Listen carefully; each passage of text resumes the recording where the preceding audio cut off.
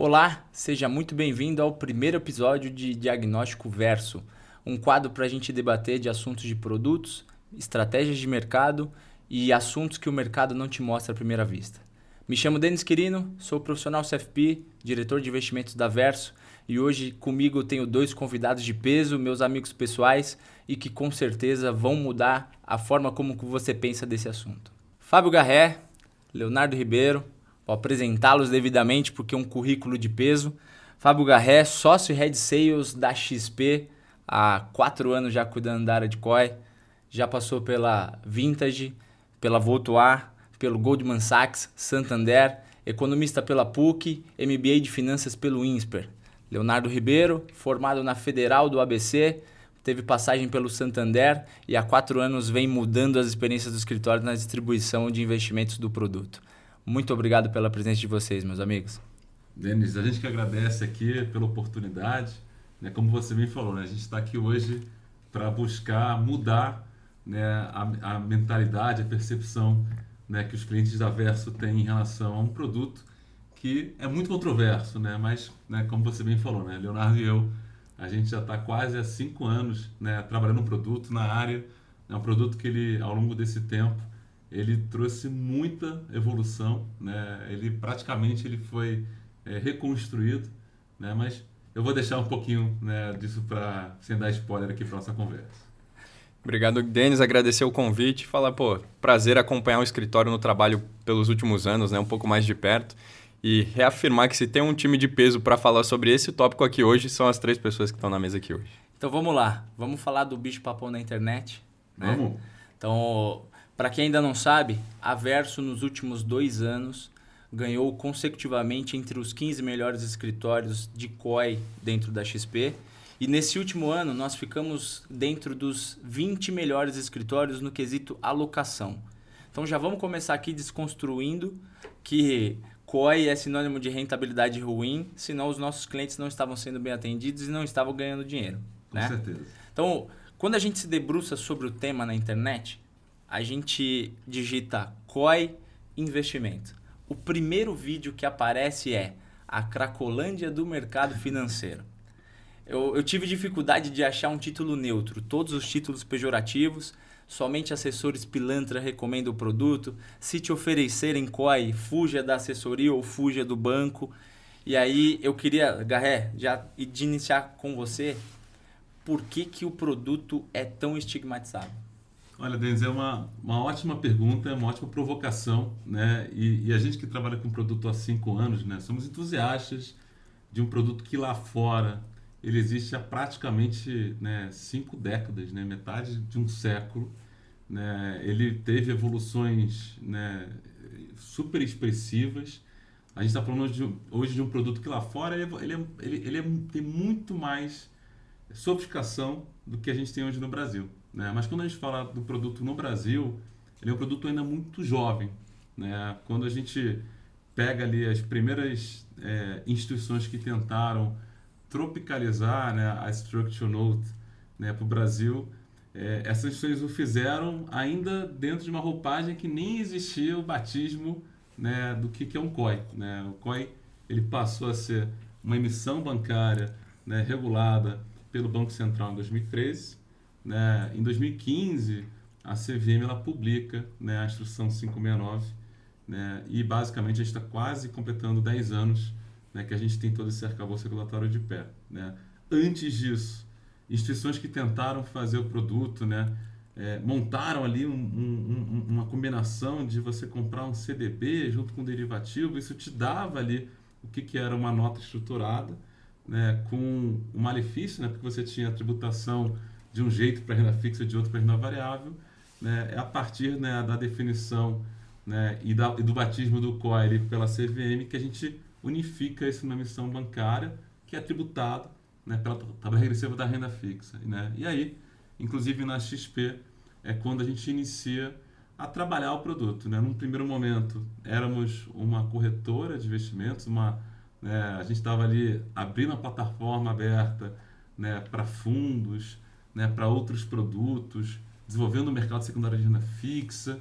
E no caso de COI, a gente, né, viu, né, que existiam experiências bancárias, que eram negativas, que a gente, né, foi literalmente falar com quem fazia isso há muito mais tempo do que a gente para importar essa experiência para o Brasil. Então, primeira versão da nossa área ali, a gente conta com os bancos parceiros, né, que são os grandes bancos conhecidos lá fora, Goldman Sachs, Citi, JP Morgan, Morgan Stanley, BNP Paribas, entre outros, né, que a gente pede uma ajuda, né, a gente abre ali, né, meio que o marketplace da corretora para falar assim, poxa, turma, né, nos ajudem aqui, apresentem para a gente produtos interessantes para a gente distribuir para os nossos clientes. Né? Então, né, naquele primeiro momento, a gente já percebeu que uma das percepções negativas do produto era o fato de você não ter ainda a transparência de quanto que custa, né, você estruturar um produto desse, o quanto que, né, o assessor ele é remunerado,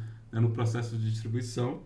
E a XP, né, rapidamente, a gente percebeu que isso era algo que era importante a gente trazer transparência. Né? Então, por exemplo, né, nos nossos materiais publicitários, a gente passou a divulgar, né, o quanto que é esse custo de distribuição. Né? No ano passado, com a publicação da resolução da CVM 179, essa informação hoje é transparente para o cliente. Né? No momento que ele vai aceitar um push, apresenta-se exatamente o quanto que o assessor dele está sendo remunerado. Né? E para a gente, acho que é super importante toda essa transparência. Agora, por ser um produto jovem, né, um produto que tem essa remuneração, né, que a gente fala que é na cabeça, no momento da contratação, você tem, eventual, um conflito. Né, um conflito de um assessor. Será que ele está mostrando o melhor produto para o cliente ou será que ele está se remunerando por um produto que, de vez ele ter ali uma taxa de administração, né, ou uma taxa de performance em função do sucesso, que a gente vê com muita frequência num fundo, né? Quando você fala em qualquer emissão, não precisa ser um COI, pode ser um CDB, pode ser uma debênture, pode ser um CRI, um CRA, né? São emissões que, por consequência, né, a forma de remuneração tende a ser, né, no momento da sua contratação. Né? Então, obviamente que você evidencia um conflito. Né? Como você bem falou aqui, né, Denis? Quando a gente fala, né, de uma boa assessoria, né, de uma boa recomendação, né, o assessor ele vai buscar, né, a perenidade, a perpetuidade do relacionamento. Com certeza. Né? Então, aquele assessor que quer, né, que o cliente tenha uma alocação da melhor forma possível, ele vai se munir de vários produtos. Né? Agora, aquele assessor que eventualmente ele quer ganhar dinheiro no curto prazo e provavelmente vai perder o cliente no longo prazo, ele pode usar desse produto e de outros, né, que tem esse tipo de remuneração. Né? Então, acho que quando a gente olha para o passado do produto, acho que o primeiro ponto ali de atenção é um produto que, como outros, tem um conflito relacionado a comissionamento. Tá né? bom. Como a gente busca trazer transparência. Né? No passado, a gente publicava nos nossos materiais o quanto que o assessor ele é remunerado pelo produto, e a partir da publicação da resolução CVM 179, essa informação é transparente, né, para o nosso cliente quando ele vai aceitar uma ordem. E deixa eu te fazer uma pergunta. Você acredita que pelo produto ser um produto novo, a gente teve alguma divergência entre a experiência do investidor estrangeiro com a experiência do investidor brasileiro? O que eu quero dizer com isso? A gente está falando do investidor lá fora que já está acostumado a fazer isso com uma taxa de juros de 2. Então, ele tem um custo de oportunidade. E aqui no país, na média, a gente tem uma taxa de juros de 12. Então, quando você tem um produto que você não tem uma previsibilidade de retorno, para o estrangeiro ele já está um pouco mais acostumado e o brasileiro ainda não. Você acha que teve alguma questão nesse sentido de diferenças do mercado lá fora para o brasileiro ainda, até por questões de amadurecimento do investidor? Perfeito. Eu acho que um ponto de extrema qualidade do produto é porque a construção do produto, a gente vai entrar nessa minúcia, né, Denis? Mas ele é um produto que ele, para ser colocado de pé, né, a gente é um produto que é uma emissão bancária, que você abre mão assim da renda fixa, né? Você pode ficar numa renda fixa, vamos pegar aqui um exemplo de um CDB para 5 anos, com uma remuneração que seja pós-fixada, né? Pode ser uma remuneração pré-fixada, pode ser uma remuneração da inflação mais um cupom. Né? A construção desse produto sempre vai ser um processo de você abrir mão da certeza, entre aspas, né, do que a renda fixa vai te entregar de retorno para você montar uma estrutura de risco equilibrada.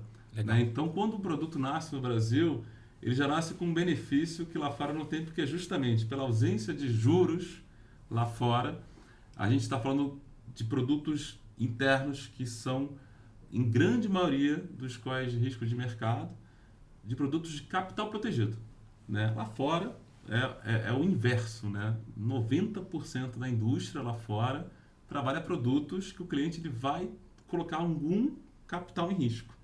Né? Então, acho que a beleza dos COIs que vão expor o cliente ao risco de mercado é a gente, de certa forma, mostrar para ele uma forma de fazer isso, porque a tese ela é estrutural. Né? Na nossa opinião, se o produto está na plataforma, a gente analisou internamente, contamos com times da tesouraria, estrategistas, próprio research, para falar assim, poxa, essa tese é interessante abordar, né, para o prazo do produto.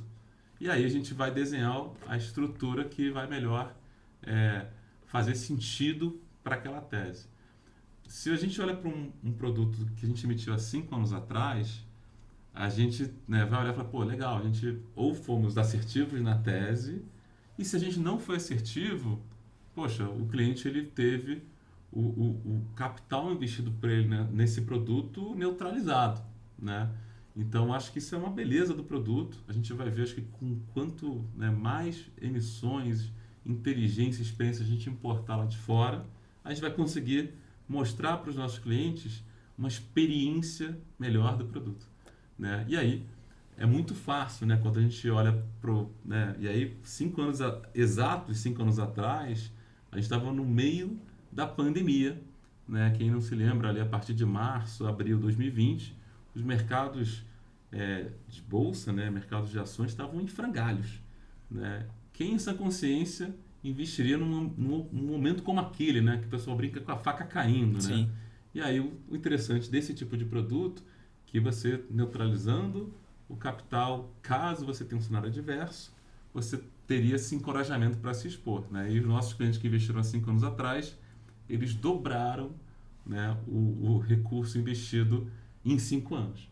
Né? Então, mas claro, né, hoje é fácil falar. Fácil olhar o retrovisor, né? O famoso engenheiro de obra feita. Né? A gente olha para trás e fala, poxa, realmente deu certo. Né? Mas o cliente teria a coragem, ele ficaria exposto pelo tempo do produto. Então, tudo que a gente desenha hoje é pensando realmente, né, em dar uma coragem mesmo, né, para o cliente assumir o risco, dado que o risco é dentro de um ambiente controlado, e até empoderar o cliente. Né? Uma decisão que a gente está tentando internamente, né, oferecer para ele ali algumas opções que a gente acha que faz sentido. Agora, se vai fazer sentido para esse cliente, se a exposição que ele fez sentido, isso é algo que é construído muito mais a 4 mãos com o próprio assessor dele. Né? É engraçado porque de até alguns influencers maiores, assim, né? Eu vi um vídeo que ele fala, olha, qual é uma aposta? Qual é uma aposta? Porque se você coloca lá num fundo imobiliário ou em ações, se cair você tira. Aí o investidor brasileiro prefere decretar um prejuízo em detrimento de tentar recuperar em outra modalidade do que se sentir protegido numa dessa. Porque quem entrou na pandemia dobrou o dinheiro. Quem entrou em 2018, 2019, quando veio a pandemia, não teve tempo de tirar com menos de 30%, 40% de prejuízo. Né?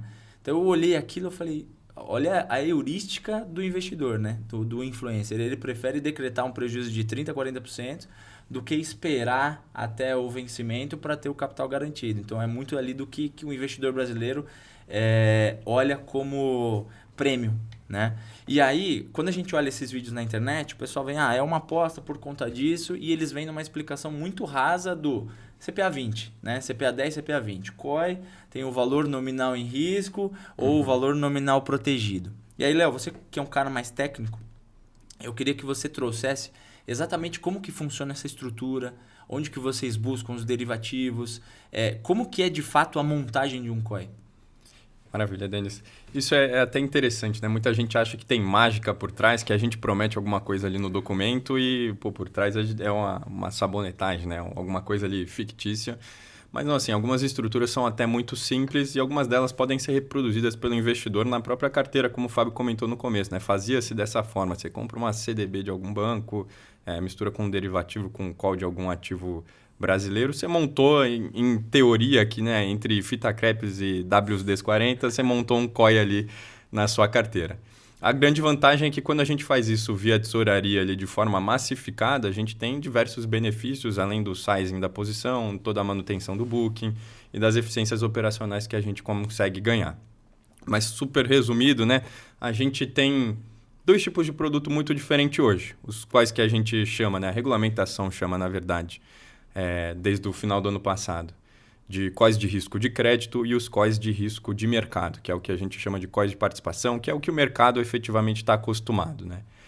Esses COIs são os mais simples de serem precificados, né? São as estruturas um pouco mais simples. A partir do momento onde a gente mistura um mecanismo de renda fixa, por exemplo, uma remuneração de renda fixa para garantir o capital protegido do cliente, com uma posição de derivativo, e essa pode ser um call, uma put, um call strike, um derivativo qualquer, a gente já tem, em teoria, ali um COI, né? Uma operação estruturada que a gente passa para o cliente via um certificado.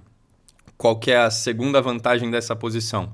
A experiência do cliente fazendo isso via o empacotado, né? O certificado, tem diversos benefícios. Ele vê um ativo só na posição dele, ele não tem nenhum tipo de chamada de margem ali da posição. Então, a experiência para o cliente fica um pouco mais simples, além do ponto da tributação que o Fábio comentou, né? Ele deixa de pagar, por exemplo, uma tributação de renda variável na ponta da renda variável e ele consegue jogar isso dentro da caixa da tributação de renda fixa, que pode ser uma baita vantagem aqui também.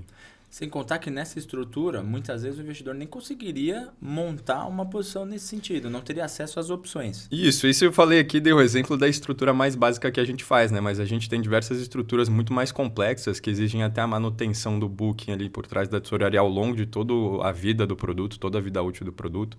A gente tem a estrutura do Bolsa Americana Retorno Otimizado agora, que tem um derivativo de high watermark que é pouquíssimo acessível, sim, clientes institucionais em sizes muito grandes, então por essa eu consigo confirmar aqui que o cliente não conseguiria fazer por conta própria, a não ser que seja um cliente institucional. Sim.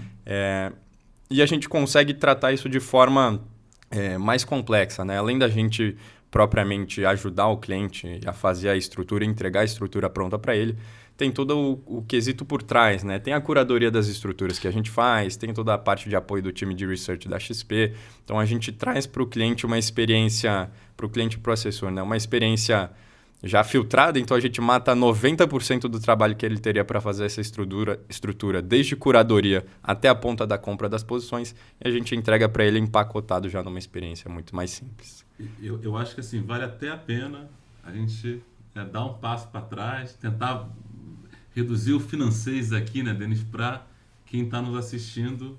Excelente. Entender assim de forma mais simples possível, né? Então, acho que a gente já alinhou aqui que o COI ele é uma missão bancária, né? Então, só quem pode emitir uma nota estruturada é uma instituição bancária, né? No Brasil, né, a gente passou a fazer isso desde que a XP constituiu um banco ali no final de 2019, 2020. Então, antes disso, a gente contou com bancos parceiros, né, que tinham a experiência do produto lá fora, por isso são bancos internacionais que faziam as emissões, né, dos COIs no Brasil.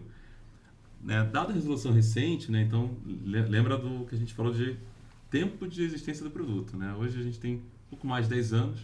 Eu que passei ali por umas gestoras, né, vim da indústria de fundos, o marco, né, regulatório da indústria de fundos foi a instrução da CVM 409 em 2004. Então, a gente está falando de praticamente 10 anos de diferença entre a indústria de fundos. Olha o tamanho que ela existe hoje. Claro, já tiveram avanços regulatórios significativos de lá para cá. E em COI, né, a gente teve tanto a resolução 5166 no ano passado, né, quanto a resolução 8, que foi em 2020. Né? Então, a gente está ali com uma regulação mais moderna. Essa última resolução, ela definiu, né? O produto pode ser de duas modalidades. Uma que é a que a indústria brasileira está mais acostumada, que são os COIs de risco de mercado. Né? Então, através dessa estrutura, na XP, a gente foi muito criativo. né? A gente, né, acho que sempre, né, vamos ser protagonistas, pioneiros de inovações. E claro que no processo a gente erra, né? A gente só precisa acertar mais do que errar para a gente estar certo aqui em termos de evolução do produto, né? E aí, dentro dessa seara dos scores de risco de mercado, né, o mais comum, né, vamos dizer assim, o que todo mundo faz, né? A gente, a concorrência, faz a estrutura que expõe o cliente à Bolsa Americana com capital protegido, né? Esse ano, não, uma inovação, né, foi justamente essa estrutura que o Leonardo comentou de retorno otimizado, né? O que é isso, né? É a gente, através de uma estrutura, conseguir apresentar para o nosso cliente um retorno que vai ser, em relação ao preço inicial da Bolsa Americana, pegar o maior nível nos próximos 5 anos e meio. Fala assim, calma aí. Então, quer dizer que eu vou entrar daqui a 5 anos e meio. Subiu, desceu, né? Subiu muito e caiu tudo. Em termos de resultado da estrutura, eu vou entregar, né, o melhor, ponto mais alto dos próximos 5 anos e meio. Né? A gente apresentou esse produto nesse ano para o mercado. Né? Um feedback que eu escutei, falei, caramba, bom, por que você não fez antes? Né? A resposta é franca, a gente não sabia ainda. Lá fora, né, é uma opção, né, chamada Look Back, né, High Watermark. Né? Então, é um nome complicado, mas basicamente, resumindo, é isso que essa estrutura faz. E, de novo, né, com quase 10 anos de mercado brasileiro, essa estrutura lá fora existe há pelo menos 20 anos. A gente trouxe para a primeira vez para o Brasil esse ano. Então, esse é um lado interessante, né? Tem muita evolução para ser feita em todas as frentes. Só para parametrizar aqui todo mundo no mesmo lugar. Você está me falando que eu compro Bolsa Americana a R$10. Ela bateu 50 em algum momento do período cheio. Depois ela caiu. Eu tenho a minha cotação como se ela tivesse em R$50. É isso. Né? E, dado o prazo, a tese faz sentido, o ambiente que a gente está de montar o produto ele é muito benéfico e a gente consegue fazer isso para 5 anos e meio, dando 70% de retorno mínimo ou essa alta maior possível que ela esteja para os próximos 5 anos e meio. Essa taxa de 70% de 5 anos e meio dá quanto ao ano? Mais ou menos 10% ao ano. 10% ao ano se der tudo errado, se a bolsa não subir. É isso. Então, agora, se bateu 200% para cima e depois caiu, você vai deixar cravado 200%. É isso. Então, assim, para o investidor que está conosco hoje, ver, né, a força que é o produto. Né? Que nem a gente estava comentando aqui. Esse produto dá para ser replicável, né, para uma pessoa física? Não. Né? E a gente consegue oferecer hoje para 5 mil, R$1.000, né? A gente até já fez esse produto para R$1.000 de aplicação inicial, né? Então, é o tipo do produto que quando a gente mostra, né, a pessoa, cadê a pegadinha, né? Onde que está aqui, né? Eu, particularmente, a hora que o meu capitão de produto me trouxe, eu falei, cara, não é isso, você entendeu errado. Ele falou, não, eu tô falando que é isso mesmo, olha o gráfico aqui, ó, olha o gráfico dos últimos, como teriam sido. Eu falei, cara, você entendeu alguma coisa errada, você tá travando lá a melhor cotação possível. Ele falou, é exatamente isso. E aí, quando a gente traz isso para o nosso universo, quando a gente está falando de assessoria, você deve ter escutado muito do seu assessor que Bolsa Americana é comprar e é comprar e é comprar para sempre e ficar. Se você tem esse pensamento, imagine um produto que você compra a Bolsa Americana hoje e não se preocupa em ter que sair no melhor momento possível. Ter que fazer stock picking. A Bolsa bateu X pontuação, eu acho que é a máxima, vou sair. Aí você sai e o produto continua subindo. Né? Então, você não precisa se preocupar com isso. Então, dentro do seu Asset Allocation, eu acho que é um baita produto, mas vem da evolução de 10 anos ali de construção. Então, tem muita coisa. Você está falando que são 10 anos e só vocês têm metade desse período, né?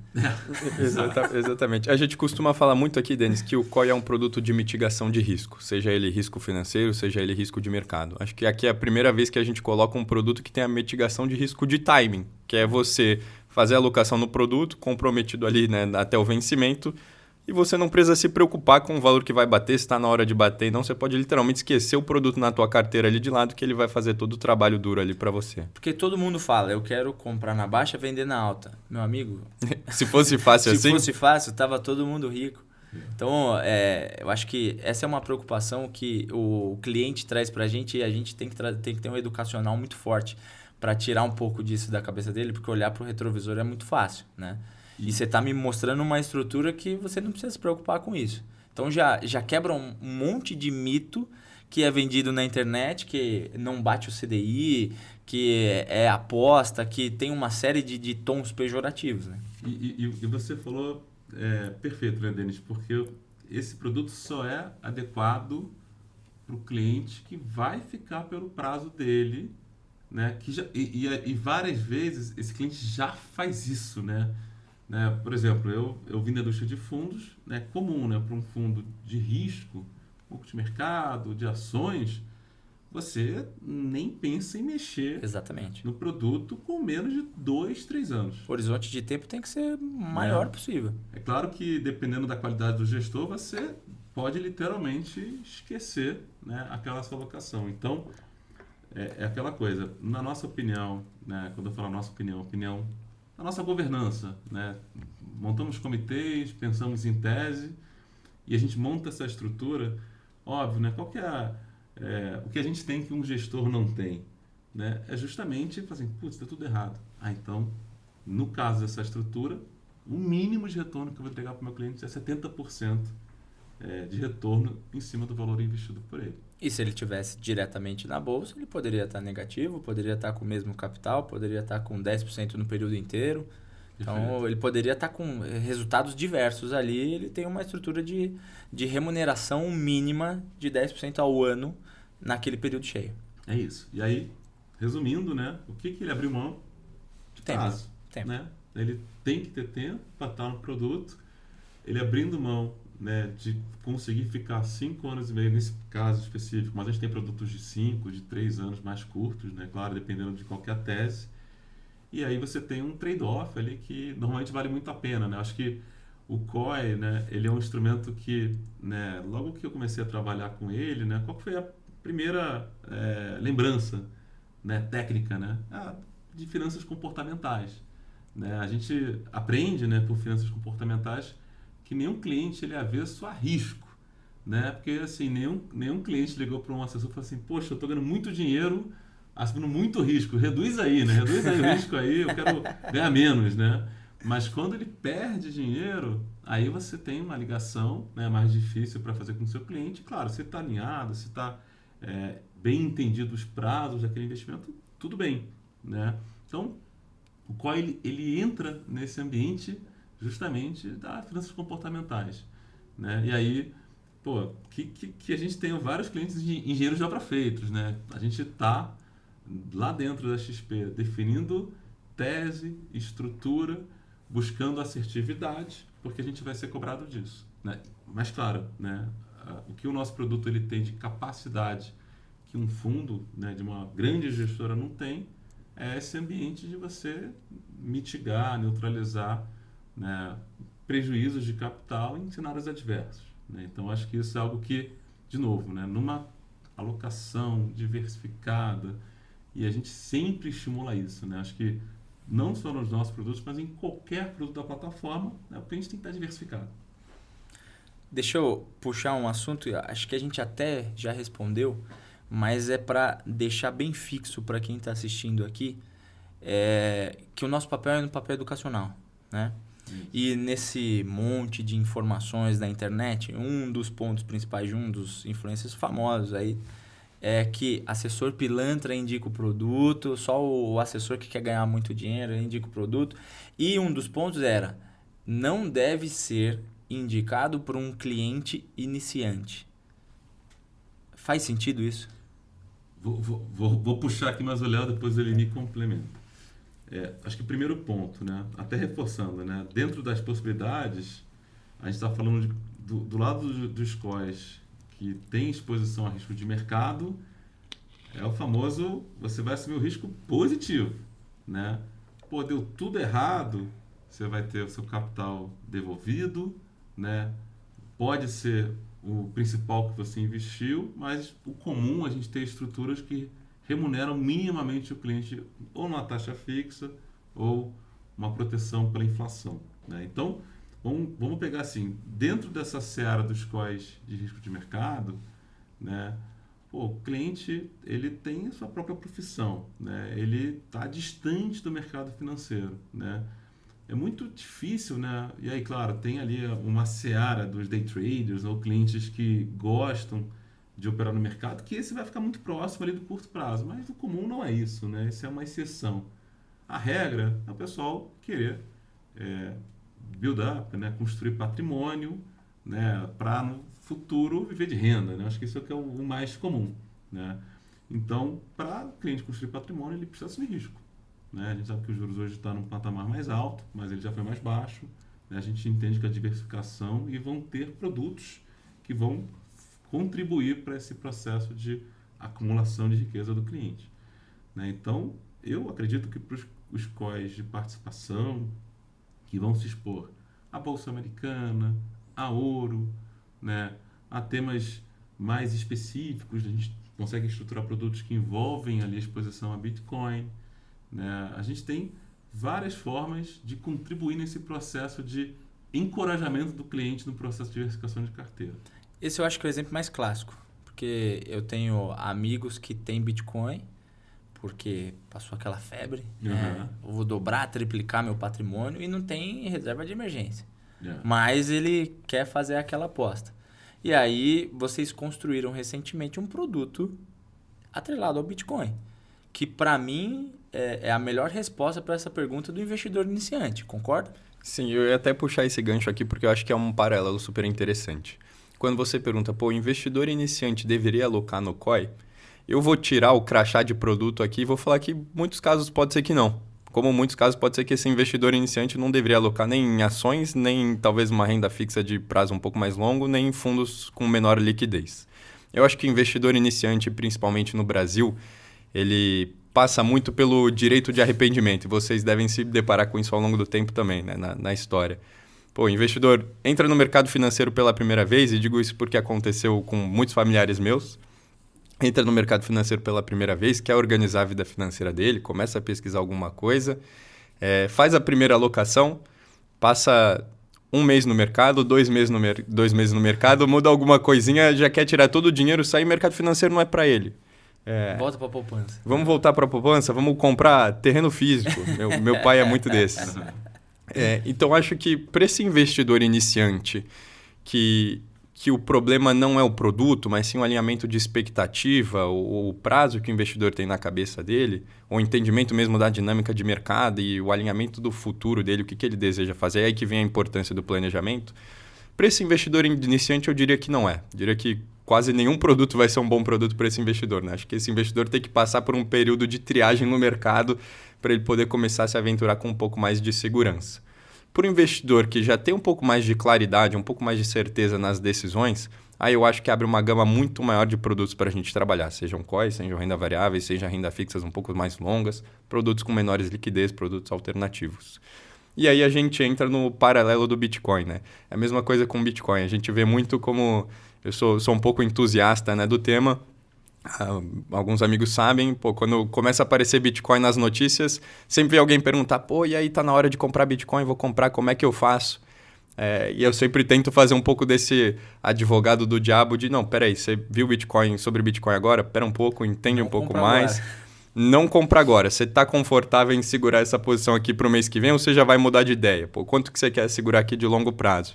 Porque o alinhamento de expectativa é super importante. Muito. O COI, nesse caso, para mim, ele é a mesma coisa, só que ele consegue ser feito de uma forma com a mitigação desse risco. Então, quando a pessoa entra ali, né, vamos fazer o paralelo entre o Bitcoin puro, digamos assim, e um COI com a exposição a algum índice de Bitcoin. Quando a pessoa entra nesse Bitcoin puro, ela tem, obviamente, ali a chance ou a oportunidade de apertar o botão para entrar e para sair quando ela quiser, assumindo o risco de que ela pode entrar no alto, vender no baixo, como acontece na maioria dos casos desses. E com muita velocidade. E com muita velocidade. E às vezes isso pode causar um desconforto nesse investidor iniciante que impede que ele volte para o mercado tão cedo, né? Ou que ele experimente os outros produtos que teriam sido melhor para ele alocar. O COI aqui, nesse caso, por exemplo, poderia ter sido uma melhor alocação se o investidor estivesse tranquilo com o prazo. Vou ficar aqui 3 anos, 5 anos no produto, sabendo que eu vou entrar agora, vou ter exposição e vou ter o compromisso de ficar até o final ali. O Porque eu acho que acontece, né, que o investidor iniciante e talvez o brasileiro de maneira geral, ele tem essa mudança de comportamento até de uma maneira um pouco mais rápida, porque o mercado aqui também é muito mais volátil, né? Aqui a economia, a política está mudando de uma maneira muito mais rápida do que muda lá fora e com uma intensidade muito maior. Então aqui, acho que essas respostas elas são um pouco mais intensas. E o Garré falou uma questão do prazo, ele não deveria entrar no Bitcoin se ele não tivesse de 3 a 5 anos. Perfeito. Depois da pandemia, existem alguns fundos que têm participação em Bitcoin e participação em renda fixa. Eu entrei num desses fundos, eu fiquei quase 3 anos abaixo do meu capital. E olhando minha posição negativa, né?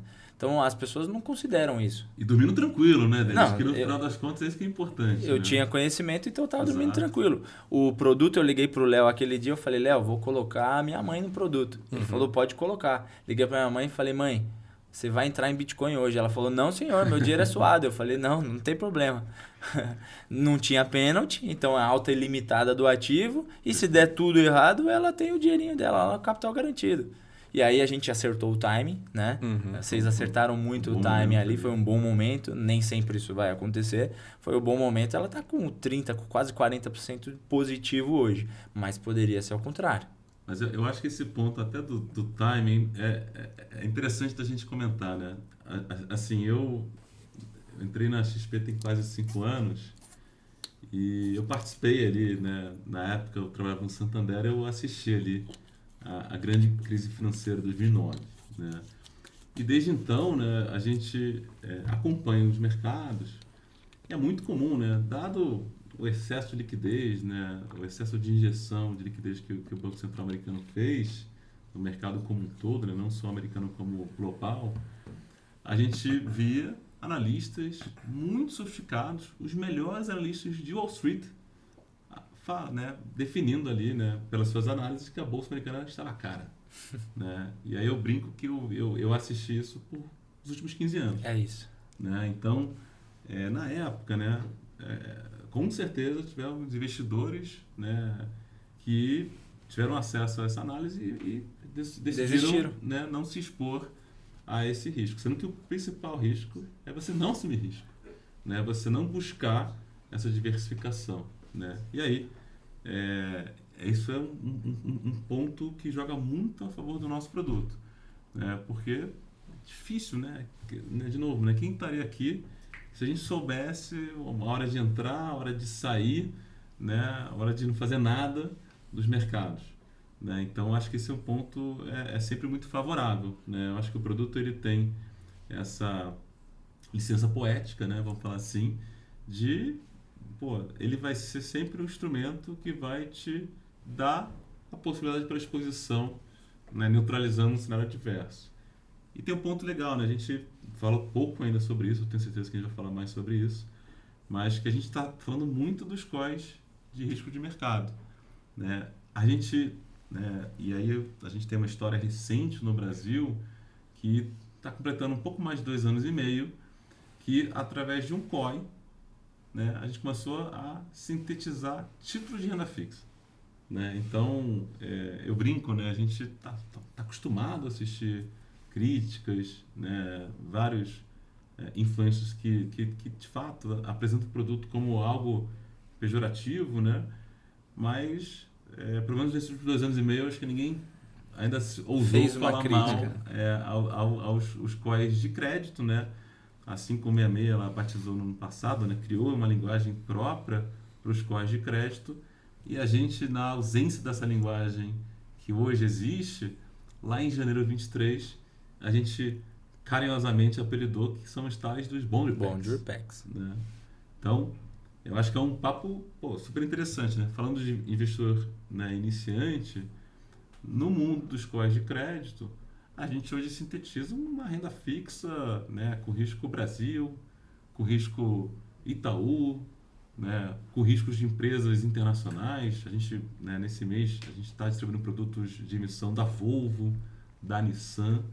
Né? A gente já distribuiu ao longo desses 2 anos e meio 50 emissoras diferentes. Né? Então, é muito pouco comum a gente escutar algum tipo de crítica a esse tipo de produto. Eu acho que, de novo, né, a gente está aqui há 5 anos, o produto existe na XP há quase 10. E a gente, ao longo desses anos todos, a gente foi, né, olhando para o que o pessoal faz lá fora, né, eu brinco, é o gabarito, turma, tem 50 anos de mercado do produto lá fora das Structured Notes. Né? Pô, vamos importando essa estrutura, né, vamos tentando trazer para o cliente brasileiro aqui o tipo de sofisticação que é feito do produto lá fora, e a gente, né, nem explorou, assim, eu arrisco a dizer, 10% do que é feito lá fora. E aí, Léo, entrando já no tema do Bond Repack, explica para quem está assistindo para a gente de forma mais simples possível o que é sintetizar a emissão de um emissor lá de fora ou alguma coisa nesse sentido. O cara que está comprando um Bond Repack, o que ele está comprando? Legal. É interessante aqui a gente desconstruir o produto. Começar a pensar no produto de fora para dentro. Tá bom. Então, um investidor ali que compra, por exemplo, uma debenture, um crédito privado qualquer, o que ele está comprando efetivamente? Um risco de crédito em compensação de uma remuneração ali pré-determinada, ou pós-fixada, ou indexada à inflação. Pensando dessa forma, a ideia do Bond Repack, de certa forma, pode ser melhor explicada por aí, né? O que o cliente está comprando num produto de crédito privado? Ele está comprando um risco de crédito. Vamos pensar por aí. Precisamos vender um risco de crédito para o cliente. Como que a gente consegue fazer isso? Uma das formas, a primeira que a gente conseguiu fazer lá em 2023, é a gente comprar esse risco de crédito lá fora, renacionalizar esse risco de crédito, trazer esse risco de crédito de volta para o Brasil através de swaps. Vou falar de novo só para não ficar travado. Mas uma das maneiras que a gente tem isso é comprando um risco de crédito lá fora, importando isso para o Brasil de novo e aí repassando esse risco de crédito para o cliente aqui novamente. Nesse processo, a gente consegue algumas vantagens. O cupom cambial consegue um pouco mais de taxa para o cliente, a eficiência da tesouraria da XP consegue um pouco mais de taxa para o cliente. E assim a gente entrega para o cliente o mesmo produto final, digamos assim, que é a compra de um risco de crédito em torno de uma remuneração, por trás das portas ali, né, dentro da cozinha, alguma coisa diferente. A gente consegue fazer isso agora também via um CDS, né, um mecanismo de um derivativo de crédito que está começando no Brasil, digamos assim, né? Está começando a ser regulamentado agora no Brasil também. A gente consegue fazer isso para transferir para o cliente também esse risco de crédito para que ele possa ser comprado e o cliente recebe uma remuneração por isso. Então, o que você está falando é uma empresa brasileira ou não brasileira emitiu uma debenture, um CRI, como se fosse lá fora, que é o que a gente chama de bond. Isso. E aí, ao invés do investidor abrir uma conta lá fora, mandar o câmbio, pagar IOF, pagar a conversão cambial e comprar o bonde e ganhar 5, 6, 8% lá fora, vocês trazem isso para cá e ele compra um título de renda fixa aqui e paga o quê?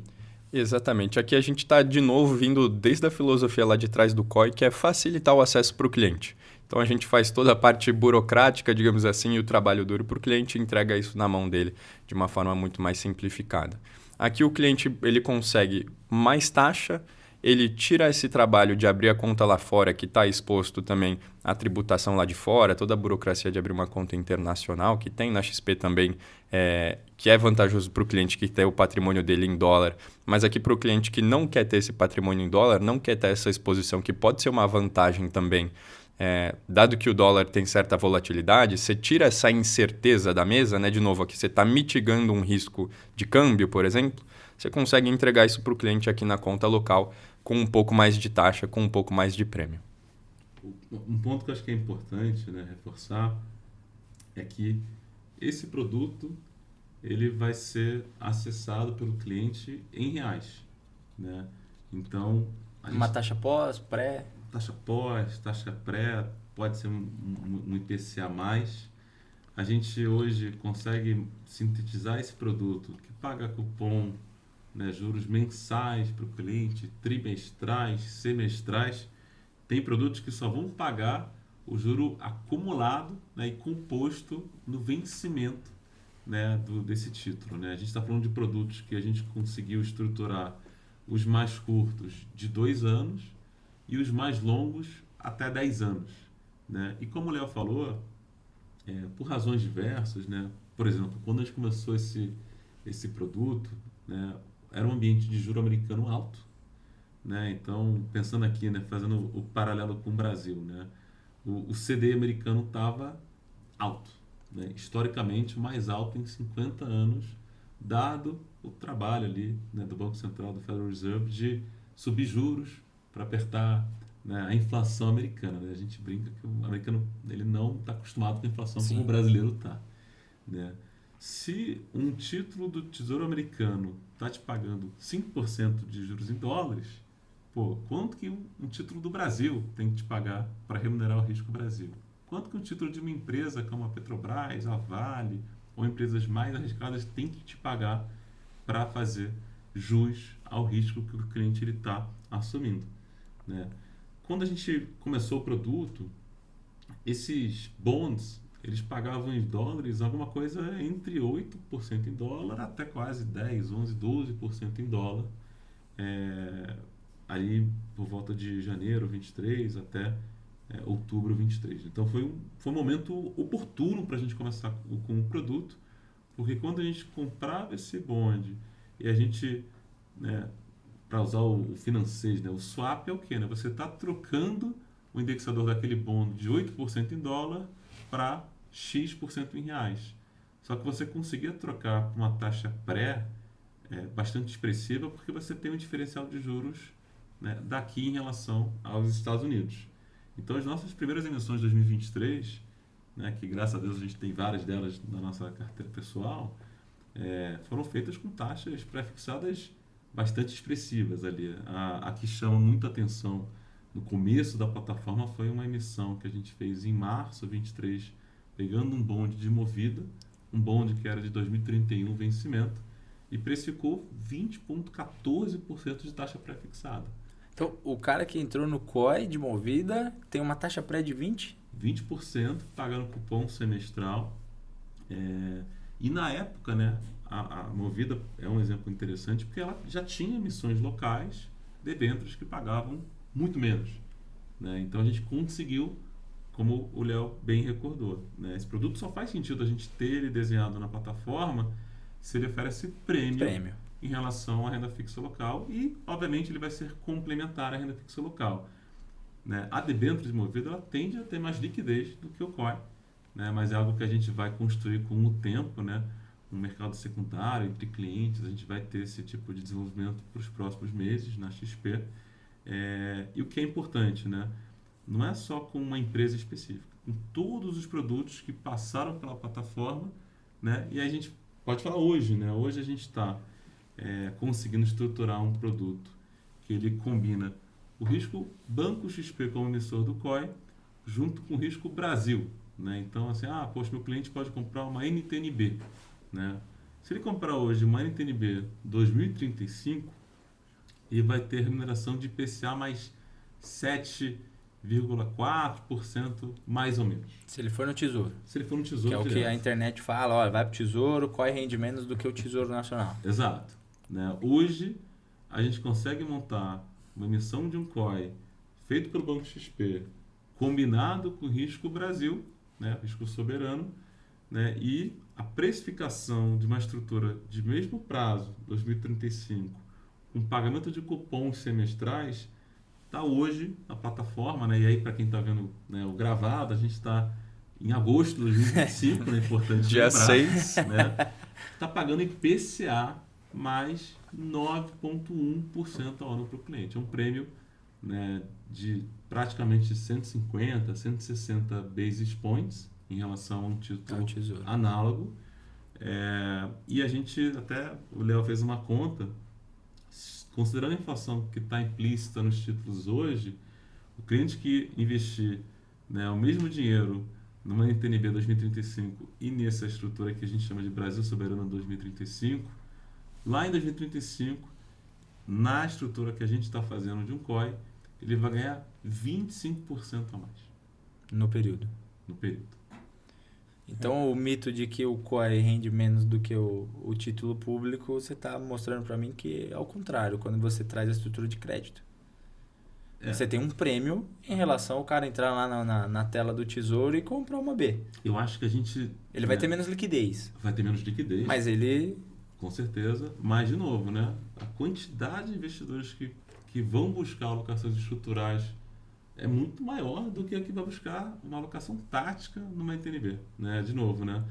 Eu acho que quando a gente, né, fala sobre o preconceito, os estigmas que o mercado local criou para o produto, eles estão fechando o olho para a capacidade que o produto tem nesses últimos 2 anos e meio, né? E quando a gente fala disso, não é uma capacidade única da XP, né? A gente começou lá em 23, inclusive não fomos os pioneiros no produto. Isso que eu ia perguntar. Bond Repack não começou com vocês, então? Não começou com a gente, começou com a concorrência, a gente correu atrás e hoje nós somos o principal protagonista, mas com uma concorrência que está bem próxima, né? Eu acho que, de novo, né? Isso é um ponto interessante, né? Quando eu trabalhava na indústria de fundos, eu via, obviamente, né, a concorrência, todos nós, né, vemos a concorrência como algo que a gente precisa estar sempre se antecipando, né? Eu acho que a XP ela foi, né, o agente agressor de qualquer produto no mercado brasileiro. A gente veio democratizar o mercado financeiro, né, e desbancarizar, né, o mercado financeiro, né? E aí, eu lembro muito, né, e aí o Léo é mais novo do que eu, né, não vai se lembrar, mas há 15, há 20 anos atrás, um fundo de previdência, um PGBL, ele era muito estigmatizado, né? Ele era mais caro, Muito. né? Tinham taxas de entrada, taxas de carrego, ele era um produto oferecido pela gestora do plano, né? Então você não tinha opção de plataforma aberta, né? Veio a XP, olhou para aquilo tudo e falou assim: pô, gente, isso aqui, essa taxa não existe, essa taxa de carrego não existe, vou abrir aqui para gestoras independentes. E a XP revolucionou o mercado de previdência no Brasil, né? E hoje a gente está brigando, né, porque a concorrência ela chegou. Depois que a XP ela foi, né, e fez isso com todos os produtos nossos, né, desde fundos, renda fixa. Se não fosse a XP, né, não existia mercado secundário de renda fixa, né? Então, assim, eu acho que a gente tem, de fato, essa postura de sermos inovadores, né, de buscarmos o protagonismo, né, e entender que com o tempo, né, estando certo, a concorrência ela vai mudar de ideia, né? Então a gente está nesse ano, né, infelizmente, né, Léo, a gente está no momento que a concorrência ela chegou muito forte. Porque quando a gente olha na internet, a COI relacionada à XP. Talvez porque maior durante um bom tempo, não sei ainda se são os maiores. Mas você fala de COI, o pessoal fala de XP. Acho que muito por conta do mundo de assessoria, né? Uhum. Hoje vocês ainda são os maiores emissores de volume ou de estoque? Nesse ano, a gente está em segundo lugar, sendo que o primeiro lugar emitiu quase o dobro do que a gente emitiu esse ano, né? Então, mas de novo, né? A gente olha isso como um grande desafio, né? A gente sabe que ainda tem muito mais oportunidades para a gente explorar do produto, né? A gente está se debruçando no que é essa mudança da regulamentação do produto, desse arcabouço regulatório, ele ainda vai permitir fazer com o produto. E o que a gente faz hoje, né? A gente faz os scores de crédito, né? Como eu mencionei, a gente hoje, em pouco mais de 2 anos e meio, a gente teve um sucesso do produto, né? A gente já, do nosso estoque do produto, a gente tem mais ou menos 30% quase de COIs que sintetizam um título de renda fixa. Agora, vamos pegar a indústria brasileira, né? A indústria de fundos brasileira. Pô, a grande parte da indústria de fundos são fundos de renda fixa, fundos DI, né? Se você pegar todo o trilhão que a XP tem sob assessoria, grande parte, de novo, é renda fixa. Então, é normal esperar que o COI de crédito, feito pela gente, pela concorrência, com o tempo, ele vai assumir ali um protagonismo maior do que um COI de renda variável, um COI de multimercado, um COI de ouro, um COI de Bitcoin, né? Porque, de novo, é como renda fixa Brasil, o brasileiro investe, né? Média histórica de acima de 12% ao ano, então é natural que a gente entre mais na renda fixa do que nos ativos de risco. Por isso que eu iniciei perguntando se foi uma divergência de mercado logo no início, o choque inicial, que eu acredito que foi, né? O americano ele está acostumado a receber 1, 2 no título público e buscar 20, 30 na bolsa. O brasileiro é ao contrário, né? Ele está acostumado a ficar lá com 1% ao mês, ele não quer nem saber para onde a economia vai com isso, a taxa de juros a 15 para a economia real é desafiador demais e ele corre um risco de crédito que ele não sabe, né? Mas ele está confortável ali com aquilo. Agora, um ponto importante, a gente fala de emissão bancária, naturalmente o investidor ele liga o FGC. Né? A gente não está falando de um produto com FGC e a gente está falando de um risco XP mais o ativo, correto? Perfeito. Super importante essa lembrança, né? Qual é a emissão bancária que, assim como outras emissões bancárias, não participam do FGC.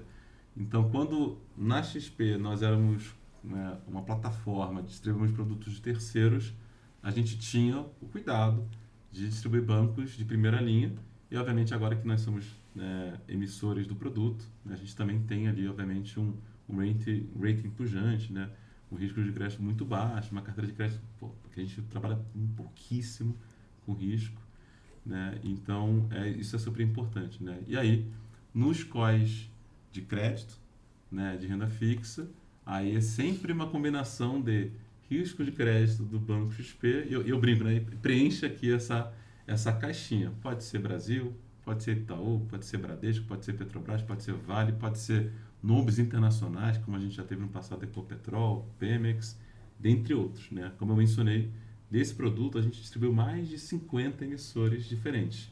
E o spoiler aqui, né, para dar um pouquinho aqui né, do que a gente ainda pode fazer, hoje a gente compõe 2 riscos de crédito. Mas esse produto, pela regulação, eu posso compor 3, 4, 5, uma sexta.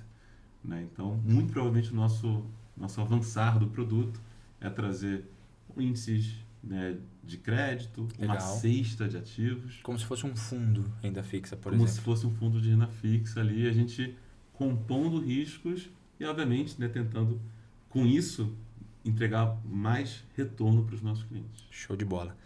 A gente tem que caminhar, né? Estamos falando de coisa boa, mas eu quero voltar para polêmica. Bora. Né? COI colateral, uma bênção ou uma maldição? Quando eu entro na internet, meu amigo, COI colateral é um assunto extremamente polêmico. Só que a gente usa com bastante sabedoria. Então, eu queria ouvir de vocês de uma forma mais técnica. Sim, eu já vou começar aqui soltando a frase que é uma bênção, só que assim como tem males que vêm para o bem, tem bens que vêm para o mal. Eu acho que tudo depende do processo de venda. Já participamos aqui, né, Fábio, de reuniões com próprios clientes que tiveram operações de crédito colateralizado que, por conta da explosão da taxa de juros nos últimos anos, estavam de maneira devedora, né, a posição ativa no COI estava pior do que a posição no crédito, né, a parte passiva do produto. E o cliente que foi bem explicado da operação, milhões de reais para trás ali, estou falando no caso de uma PJ grande, toda a parte financeira da PJ é super confortável. Porque o que é inegável é que a solução de crédito, em todo o período que a gente fez, apresentou um custo de crédito que é um dos mais baratos do mercado. A gente começou fazendo a solução com um custo de crédito de CDI mais 0, né? O famoso CDI careca, que se você comparar com qualquer outra solução de crédito do mercado e até mesmo na XP, era mais barata que tinha à disposição do cliente. Então, o cara pegava um crédito e pagava CDI. O cara pegava um crédito e pagava o CDI, mantendo a ponta dele aplicada em algum ativo que muitas vezes tinha uma rentabilidade garantida, tinha uma associação a um fundo ali, um ativo que podia valorizar também. O que aconteceu, infelizmente, em parte desse período é que a gente viu o mercado brasileiro com a taxa de juros explodindo, seja por pandemia, seja por questões fiscais ou políticas, que jogou contra a parte do crédito. E lá fora a gente viu períodos difíceis também no mercado global, né? A gente viu os piores anos para os fundos multimercados, a gente viu a economia americana ali para alguns ativos que venceram durante a pandemia também em defasagem. Então, assim, não foi um período fácil nem aqui como lá fora. O que não pode se negar é que os investidores que contrataram esse tipo de solução, e a gente teve muitos casos muito bem utilizados, que foram bem explicados, estão felizes com as soluções até hoje, seja ganhando dinheiro ou não, porque o processo continua muito barato, a solução continua muito interessante e continua sendo uma solução, de novo, né? Se o investidor, por exemplo, não tivesse acesso a uma linha de crédito incentivada, uma linha de crédito do BNDES, por exemplo, ele não ia ter acesso a esse tipo de crédito, né? Com esse custo.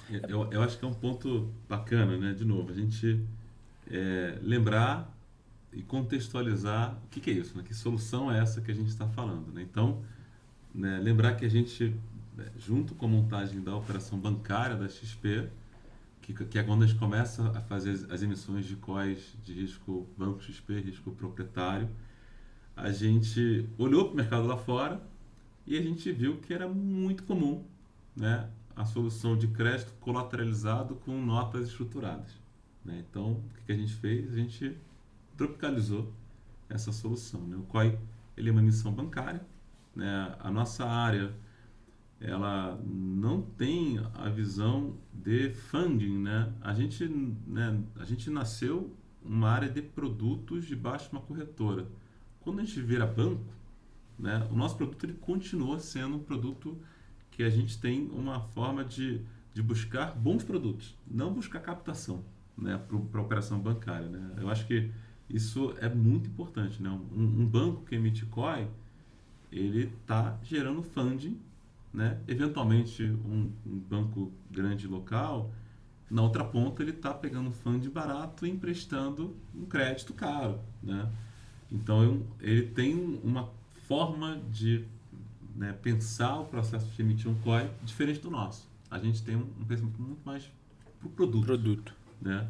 E como a gente não fazia uso desse funding, a gente pensou na solução que existe lá fora e falou, pô, vamos emprestar esse funding para o meu cliente numa competição, numa condição super competitiva, né? Que a gente nasce essa solução para um cliente que, né, tinha R$50.000 para investir conosco, a gente dá para esse cliente, né, 70% desse valor, né, R$35.000, como uma linha de crédito para o mesmo prazo do produto e com custo realmente de 100% de CDI, né? A gente nasceu com essa solução em 2020, né, que o governo isentou o IOF de operações de crédito ali para tentar fazer a roda girar no meio da pandemia, né? Então, realmente, brilhou muitos olhos, né, esse custo competitivo, e a gente acabou tendo uma aderência aí da solução bem relevante. Ao longo do tempo, a gente criou a versão 2.0, né? A gente batizou de COI 1x1, né, que a gente conseguiu aumentar o percentual de crédito que a gente entrega para os nossos clientes. Nesse processo, a gente começou a ter pagamento de juros que até então era só no vencimento, juros anuais. Então, a gente, né, teve, infelizmente, clientes que entenderam errado a solução ou que o assessor acabou não explicando da melhor forma possível, mas que, de fato, a solução 2.0 ela pagava juro anual. A solução 1.0 lá no final. Só no final, né? E a solução ela existe até hoje, né? A gente tem um custo efetivo total hoje para a solução que ainda é muito competitivo, né? CDI mais 1,5% ao ano, né? Mais IOF. O IOF neste momento, né, é 13,38% no período, seja para pessoa física ou para pessoa jurídica, né? Isso dá mais ou menos, se eu faço uma estrutura de um COI de 5 anos, né, o IOF para 5 anos anualizado vai te dar um 0,7, né? Então, custo efetivo total da solução como um todo, CDI mais 2,2% ao ano. E quando você olha para o mercado de crédito, de novo, né? Aqui eu acho que a gente está falando de necessidades, produto específico, crédito a esse valor é muito barato. Quando você faz o comparativo com o que as empresas hoje estão pegando. Quando eu participo de alguns parceiros para ceder crédito para a empresa, a gente está falando de CDI mais 8, CDI mais 10, CDI mais 12. Então, de novo, pessoas com um pensamento errado, uma má índole, fizeram de forma uma alavancagem e essa alavancagem deu errado. Mas em relação ao produto, a gente não tem muito o que falar, né? Eu sou consumidor da solução. Eu fiz na minha pessoa física, né? Eu nunca imaginaria na minha vida, né, que com R$50.000 eu ia conseguir acessar uma linha de crédito tão barata quanto na época, né, eu fiz a CDI, né, mais IOF, e eu acho que a gente teve vários clientes que são super satisfeitos com a solução, né? Mas claro, né, acho que na XP, né, a gente nasce uma plataforma de investimentos, né? O assessor ele está, né, mais voltado ali para a realidade de investimentos do cliente, né? Quando a gente vira banco, a gente começa a desenvolver conta, cartão, próprio crédito colateralizado, seja com o nosso produto ou com outros da plataforma, eu brinco que a gente tem que entender ali qual que é o suitability do cliente para crédito também, sim. Né? E aí, crédito no Brasil, né, de novo, né, sempre foi caro, né, então é mais caro para quem mais precisa, né, o tal do moral hazard. A gente buscou, né, seja via nossa solução ou a própria solução de crédito colateralizado da XP, né, democratizar esse crédito na medida que você compõe ativos que o cliente já possui, né, ou no nosso caso que ele investiu, como colateral, né? E eu acho que a gente foi muito bem sucedido. Acho que hoje, né, a gente, de novo, né, a concorrência ela trabalha produtos, né, similares ao nosso, que eu acho que só reforça que a gente, de novo, né, a gente é muito criativo, a gente busca inovação e a gente conseguiu, né, desenhar uma solução de crédito colateralizado na plataforma como um todo e também com o nosso produto, que ela pode ser interessante de ser analisada. Mas, de novo, no lado da garantia, seja um COI, seja uma carteira que envolva fundos, renda variável, renda fixa, não tem como você associar que aquela garantia vai te entregar um retorno que é, né, alinhado com O que custo você vai pagar do crédito, crédito, né? né? Então é sempre um processo de você que está contratando essa solução, você entender isso. E quando você entende isso, Você está pegando dinheiro emprestado. isso. Vamos falar do investidor iniciante aqui de novo, né? Pô, é uma solução talvez interessante para o investidor iniciante? De novo, aqui eu diria que talvez não. Mas vamos pegar um investidor que tem uma carteira bem montada. Pô, um investidor que já está ali com uma Verso há algum tempo, já tem uma carteira bem estruturada. Pô, esse investidor surgiu uma oportunidade de compra de imóvel, de um veículo, ele precisa de uma liquidez, ele precisa utilizar o dinheiro. Ele tem algumas opções.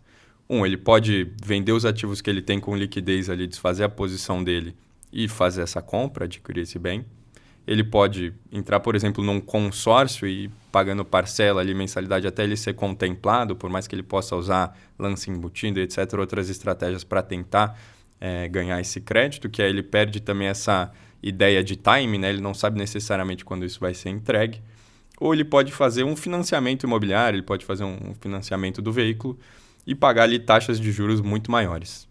Por um investidor que já tem essa carteira bem elaborada, ele conseguir manter a alocação dele na carteira, talvez às vezes trocando um ativo, uma exposição direta na Bolsa Americana, por exemplo, para um COI de Bolsa Americana, ou algo do tipo, né? Mantendo uma exposição na carteira, a carteira bem alocada, nas caixinhas certinhas, todos os segmentos de inflação, pós-CDI, renda variável, ele consegue manter a carteira dele praticamente intacta, mantendo a posição dele no mercado, o que evita que ele possa perder talvez movimentos de alta, e consegue tomar um crédito na outra linha no momento da aplicação super barato. Então acho que junta um pouco aqui talvez o custo do crédito barato do consórcio, junta aqui a facilidade de você tomar isso via um financiamento, né? Pode ser ali no dia que você quiser, e junta também a vantagem de manter a carteira do cliente ainda alocada. Na verdade, é o produto certo, para o cliente certo, no tamanho certo. Perfeitamente. Então, eu acho que todas as distorções que a gente tem de mercado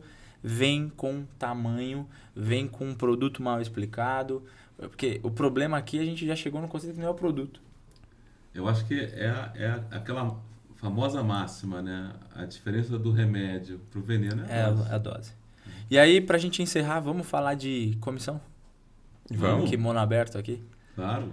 Cara, vi vídeo na internet falando que o incentivo é errado, que só assessor quer ganhar muito dinheiro. Eu vi um vídeo que o cara falava de ROA de 15, meus amigos. Eu não sei que produto é esse, mas qual é a realidade de comissionamento?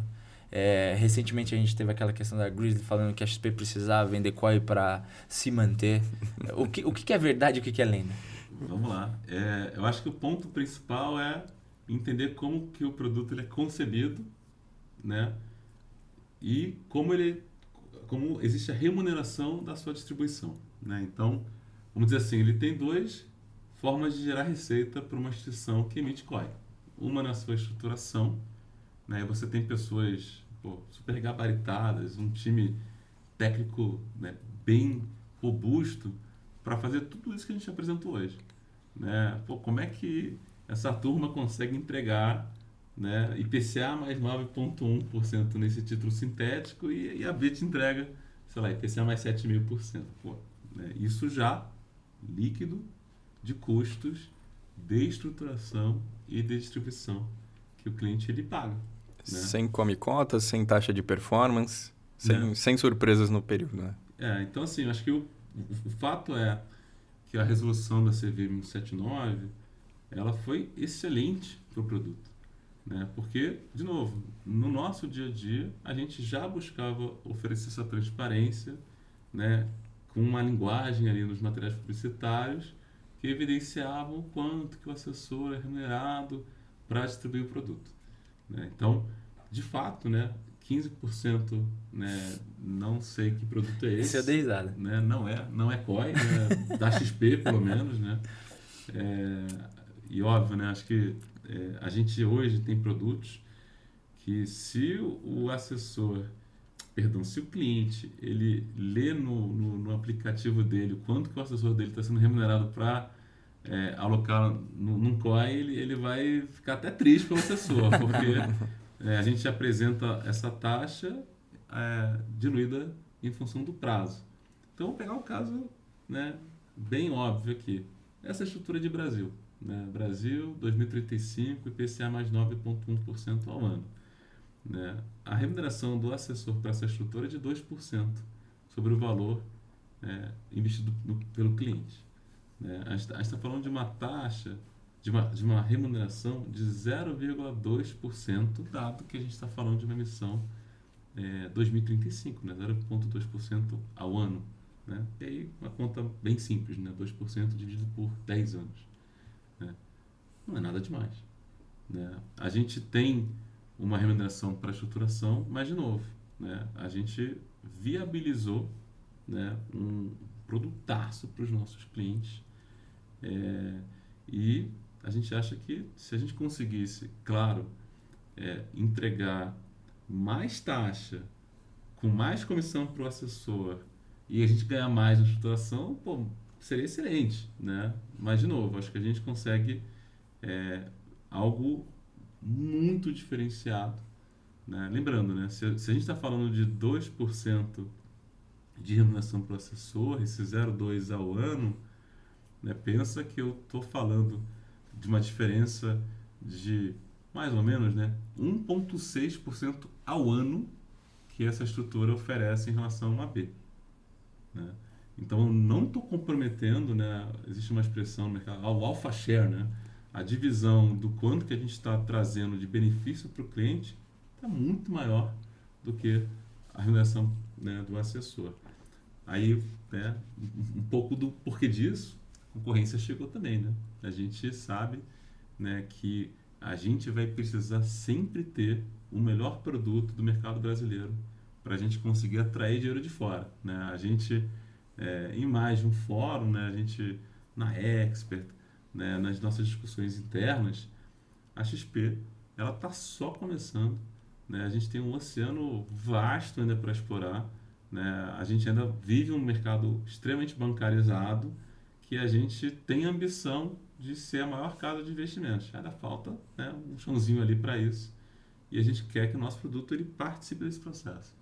Né? Então, é curioso, né? Quando a gente esbarra, né, nessas provocações do produto, né, de remuneração, eu acho, de forma fidedigna, que a gente olha para isso e sem entender muito, né? E aí o pessoal fala, não, mas aí a tesouraria é remunerada assim e a distribuição... Não, a gente tem um mercado hoje que ele apresenta, né, de forma transparente via, né, a resolução da CVM, que vai o cliente acessar essa informação não só no momento da contratação, mas também no relatório trimestral. Né? Então, a gente está, de novo, né, estamos tentando até remunerar um pouco mais o assessor ali de tempos em tempos, se isso for possível. Mas a gente está privilegiando sempre o cliente, né, que a gente consiga oferecer a melhor estrutura, a melhor oportunidade para ele investir com a gente. Porque quando você pega um produto que ele tem um pouco menos de liquidez, vamos colocar 5 anos na média, e você está falando de 2% a 3%, quando você divide isso ao ano, ele fica muito equiparado aos outros. É que o mercado tem essa questão da remuneração na cabeça e da remuneração ao longo do tempo ou pela performance, né? Lembrando, né, que aí o assessor ele ganha né, no momento da contratação e não ganha mais nada. Exato. Então, assim, e eu acho que até para a própria, né, saúde financeira de um escritório, né, de investimentos, de um assessor, a diversificação é muito saudável, né? Porque, primeiro, né, nem dá para alocar tanto no produto, dado a questão da liquidez, ainda que é algo que a gente vai enfrentar para os próximos meses, né? Trazer aqui um novo podcast só para falar do que a gente ainda tem de evoluções Com certeza. sendo feitas para o produto. Mas quando você tem ali uma carteira alocada em produtos que têm liquidez, né, reservas de emergência, fundos, renda fixa, né, esse processo da diversificação ele vai automaticamente criar ali receitas recorrentes para o assessor e receitas que são, né, chamadas one-off, né? E eu acho que isso é muito saudável para a relação com o cliente, né? Inclusive, é comum, né, assessores que trabalham clientes que trouxeram ali algum tipo de preconceito ao produto, o assessor é super transparente com o cliente, né? Fala assim, olha, eu tô ganhando... Olha aqui que eu tô ganhando. 2%. Né? Ou, enfim, tem produtos que remuneram mais, remuneram menos, dependendo de prazo, risco, né? Duration, rating. Se é um código de crédito, se é um código de participação, né? Um código de mercado. Mas essa informação é super transparente, online, está no aplicativo. Então, o que a Grizzly trouxe, né, que a XP dependia da venda direta do produto, a área de vocês não está todo esse tamanho dentro da XP para representar o 90% da receita da XP. A gente representa hoje 3% da receita, né, da XP com produto. Hoje também é mais ou menos 3% o percentual alocado no produto em relação ao AUC, né, ao 1 trilhão e 300 que a XP tem de recursos sobre a assessoria, né? Eu acho que, de fato, né, foi uma publicação infeliz, né? A XP ela tomou todas as medidas cabíveis ali para a gente, né, mostrar isso para o mercado. Eu acho que a gente vai ser vitorioso aí, né, com o tempo.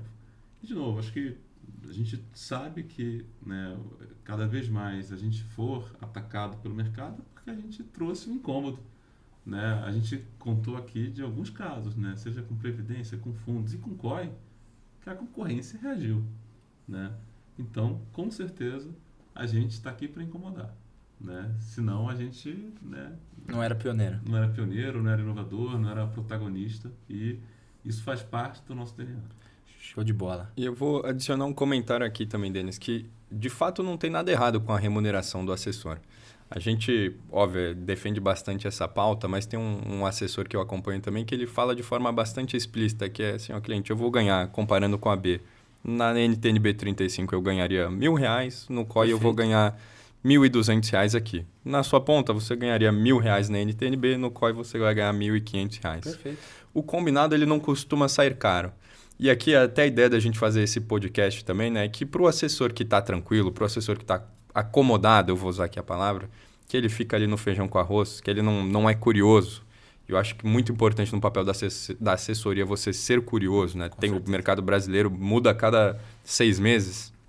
O assessor que ele é curioso, ele vê um produto novo, como foi o Bond Repack lá em 2023, ele vai atrás de entender o produto, ele vê o potencial do produto e acha o cliente correto para fazer essa aplicação, não tem nada de errado em ele ser remunerado um pouco a mais que a B, porque ele teve, afinal de contas, todo esse trabalho intelectual, vamos colocar aqui, de pesquisar o produto, de aprender o produto, de entender como funciona e recomendar para o cliente da melhor forma. Não tem nada errado a gente falar da comissão do assessor, porque ele tem que ser remunerado. A gente, voltando da primeira pergunta que a gente fez, né, a diferença entre o mercado brasileiro e o mercado americano, é que o americano em si tem essa cultura de remuneração de serviço um pouco mais bem fundamentada na própria cultura, né? Lá a gente vê profissões com diferenças muito grandes salariais que a gente vê no Brasil, do jardineiro ao médico. Lá possui uma diferença salarial um pouco menor. O jardineiro recebe um salário aqui muito maior do que receberia um jardineiro, por exemplo, no Brasil. O que a gente tem tentado fazer aqui é cada vez mais defender essa pauta, porque ela é super importante não só para o produto, né, Fábio? Mas para a profissão de assessoria como um todo, para a XP como um todo, para o mercado de investimentos como um todo. A gente vê que essa pauta fragilizada ela pode ser um argumento sensível, um argumento mais fácil para assessores talvez até mal intencionados que operaram o produto erroneamente lá atrás e mudaram hoje a bandeira, digamos assim, podem estar utilizando essa pauta também para falar que o produto é ruim, que hoje tem uma nova modalidade que é a salvação. E a questão aqui é que esse conflito de interesse, por mais que ele possa ser parcialmente mitigado, ele nunca vai ser zerado. Então é sempre importante aqui contar com uma assessoria de confiança.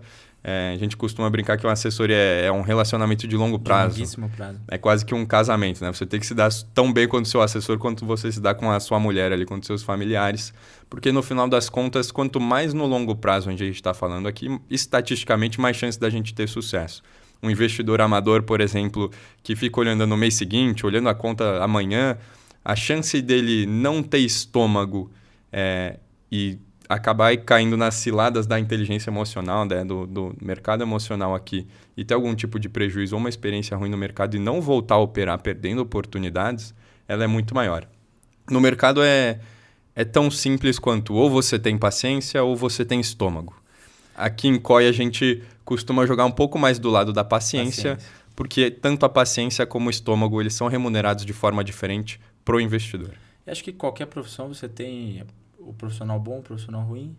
Aqui você vai ter o assessor bom, o assessor ruim. É uma profissão que cresceu muito, então é natural que a gente tenha várias figuras nesse sentido, por isso que a gente sempre prega confiança, o longo prazo e para você ter esse escritório que vai caminhar contigo para os próximos 5, 10, 15, 20 anos. Meus amigos, chegamos ao final. Muitíssimo obrigado pela participação de vocês. Com certeza um bate-papo extremamente estruturado, um bate-papo que esclareceu muito, principalmente os investidores ali que só conseguem consumir esse tipo de conteúdo na internet. Acho que a gente desmistificou aqui muita coisa. E, cenas para os próximos capítulos, quero trazer vocês aqui novamente para a gente falar de novas inovações e muitas outras coisas. Muitíssimo obrigado.